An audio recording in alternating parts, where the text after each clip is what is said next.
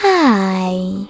In front of me is ZTE Blade A51, and today I would like to show you how you can manage apps permissions. First of all, go into Devices Settings and scroll down just a bit to access Privacy.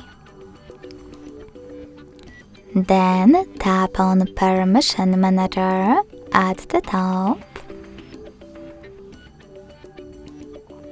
and select one of your device's features that you wish to manage, like microphone. Finally, tap on one of your apps and apply the best option for you from the list of available ones. Allow only while using the app, ask every time, or deny. I will go with the first option, so when I click and go back, I can see that Chrome just gained access to my device's microphone if I'm using this browser.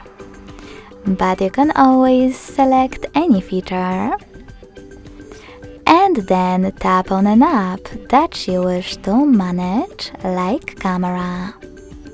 Now, instead of selecting one of those options, click All Camera Permissions at the bottom and manage all of those only for chosen app the same way.